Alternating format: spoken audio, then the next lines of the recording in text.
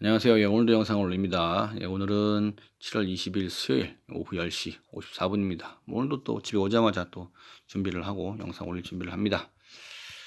그건 달라진 거 없죠. 매번 똑같습니다. 또 지금 30만 원 아까 또 완료했고요. 거래 내역 이오스 100개 팔았죠.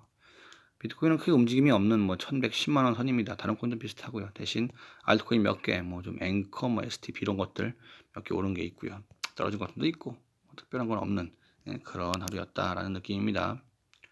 비트코인 습니다. 지금 9,300에서 9,400 그 사이를 왔다 갔다 하면서 뭐 큰 움직임이 없는 그런 상황을 보여주고 있습니다. 뭐 상승이라 하기도 좀 그렇고 하락이라 하기도 좀 그런 밋밋한 그런 상황입니다. 그래요. 좀 더 지켜보시죠. 어떻게 될지.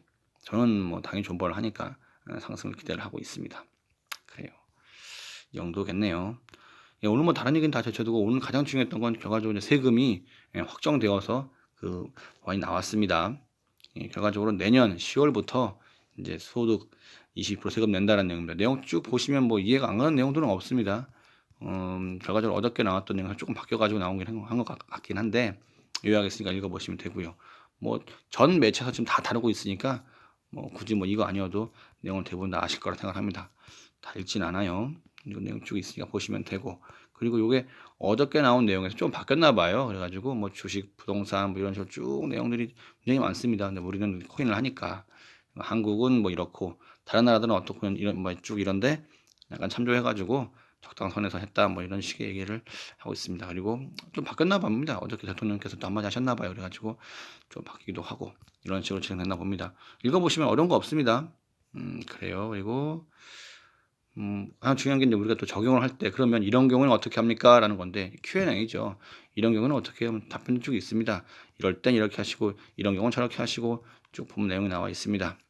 그래요. 또 역시 보시면 역시 어려운 내용 없으니까 한번 보시면 되는 것이고요.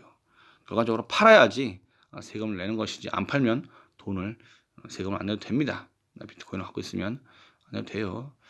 중요한 게 해외는 거래소도 신고를 하라 뭐 그 얘기가 좀 약간 큰데요. 그게 왜 그런 거 하니 이게 해외 거래소는 이제 투자자 신고 과정도 복잡하고 막 그렇다고 합니다. 그리고 신고를 하지 않았다가 걸리면 60%까지 내는 거예요. 그러니까 근데 국내 거래소는 이 세금을 잘 쉽게 낼 수 있도록 그 시스템을 구축을 강제로 하게 한다고 합니다. 그러니까 국내에서 옮겨가지고 국내 거래소 활성화시키라는 얘기죠. 근데 해외 거래소 할 거면 해외 거래소는 니들이 알아서 각각 개인이 각자 알아서 세금 그 신고하라는 얘기입니다. 복잡하니까 국내 거래소 쓰라는 거고 또 쓰게 되면은 편하니까 그 되겠죠. 저 같은 경우도 뭐 국내 거래소로 옮겨야 되나 뭐 싶기도 한데 좀 아직 뭐 확정된 게 아니다 보니까 좀 그래요. 뭐 스테이킹 문제도 좀 있고 아직 세세하게 디테일한 부분이 좀 남아 있으니까 저도 좀 더 지켜봐야겠죠. 그리고 아무리 세금을 걷는다 하더라도 뭐 자회 거래나 아니면 뭐 P2P 거래 이런 식으로다가 이게 좀 구멍이 있을 수가 있습니다. 예, 그래서 이제 과세형평성 문제가 생길 수 있다는 얘기를 하고 있는데 확실히 뭐 안타까운 부분도 분명히 있어요. 전문가가 아직은 없으니까. 근데 중요한 부분은 이 코인이 제도권 편입이 됐다는 사실입니다. 더 이상 이제 뭐 코인 충성리는 들으려나 그래도 뭐 사기니 뭐 이런 식의 얘기는 안 들을 것 같긴 해요. 코인을 가지고 세금을 내니까. 그렇죠. 세금 내는 건 괜찮은데 얼마큼 합리적으로 잘 낼 수 있을지가 문제가 될 것 같습니다. 전 여기 이제 남아 있는 건 쭉 있으니까 보면 되는데 전 두 가지만 더 얘기를 하고 싶어요. 하나는 이 암호화폐를 팔아야만 세금을 내는 거니까 팔지 않으면 안 해도 됩니다. 그러다 보니까 이 원화 연동된 스테이블 코인이라는 게 있지 않습니까? 뭐 테라, KRW 이런 것들. 근데 이런 것들이 코인인데 스테이블 코인인데 원화 연동이고 이거를 사용할 수가 있습니다. 어디서 뭐 저는 뭐 안 해봤지만 뭐 티몬, 배달의 민족 이런 데 사용할 수 있대요. 그러니까 이걸로 바꾸게 되면 세금 안 내도 돼요. 이런 식의 그 원화 연동 코인이 조금 주목을 받을 수 있을 것 같기도 하고요.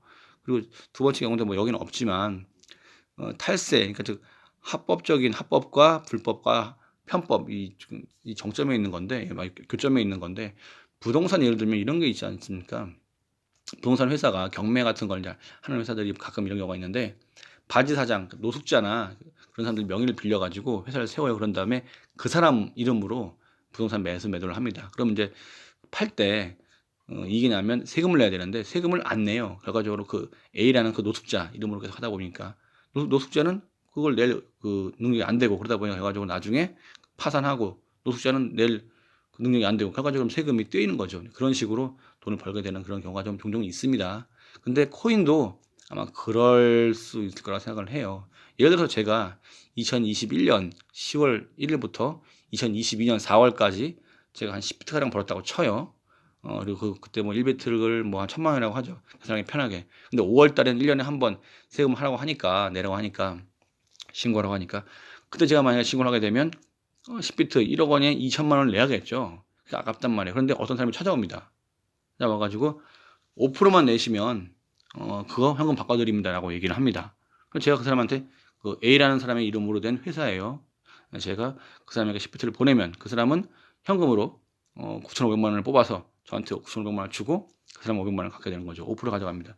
저는 세금을 1,500만 원, 2천만 원 내야 되는데 1,500만 원을 받았으니까 이익인 셈이고, 그분은 500만 원 생겼으니까 이익인데, A라는 사람 이름으로 이제 그 세금을 내야 되는데 그 사람이 바지 사장, 노숙자 혹은 경제 능력이 없는 사람이 하게 되면 그 세금은 계속 독촉만 되고 쌓이게 되는 거죠. 그리고 그 밑에 직원들 B, C, D는 계속 그걸 돌리다가 회사 폐업하고 또 다른 A를 찾아가지고 노숙자를 찾아서 같이 또 회사 설립해서 또 해먹고, 이런 식의 탈세하는 경우가 생길 수도 있을 것 같습니다. 그리고 만약에 그런 싸게 뭐 바꿔준다라는 사람을 만났다가 조폭들 튀어나와가지고 비트코인 돌려받지도 못하고 현금도 못 받고, 근데 그걸 신고도 못하는 게 탈세하려고 한 거니까 또 그런 점을 또 노리고 또 할 수도 있는 거고요. 여러 가지 다양한 범죄가 생길 수 있을 것 같긴 한데, 일단 뭐 이렇게 하기로 했으니까 뭐 그때 가보면 또 보완책도 생기겠죠. 예, 뭐 좋은 쪽으로 생각하려고 합니다. 그 외에 뭐 일반적인 일 뿐입니다. 항상 뭐 그렇죠. 금이 또 여전히 또 상승입니다. 엄청나요. 그러니까 비트코인도 같이 오를 거다, 뭐 그런 식의 얘기가 있고요. 그리고 주식은 고평가인데 비트코인은 좌평가다, 비트코인 사세요라는 얘기를 뭐 하고 있는 사람도 있습니다. 그리고 또 우리의 피더시프 형님 금값 올랐다고 좀 약간 신나셨나 봐요. 이러면서 이 은이 새로운 비트코인이다, 뭐 이런 식의 얘기를 하기도 했습니다. 그러다 보니까 보다 못해서 한심해가지고 어떤 사람이 얘기를 하죠. 은이 새로운 비트코인이라고 좀 그래프 좀 보십시오라고 이렇게 얘기를 한 사람도 있었고요. 뭐 말장난들이니까 넘어가면 되고요. 그리고 중요한 게 이더리움 2.0, 요게 이제 8월 4일 날 지금 준비가 될 것 같습니다. 해가지고 정확한 제너시스 블록은 일단 테스트넷이 8월 4일 날 나오고 제네시스 블록이 11월 5일 날 나올 수 있다고 합니다. 금년이니까 하면 하여튼 금년 말은 상당히 이더리움에게 굉장히 좋은 해가 될 것 같기도 해요. 그리고 샤딩이 필요하다. 왜냐면 트랜잭션이 많이 올라간다, 그 얘기입니다. 그래가지고 샤딩이 필요한 게 아니라 또 떨어져도 포스가 중요하다는 얘기죠. 그렇죠.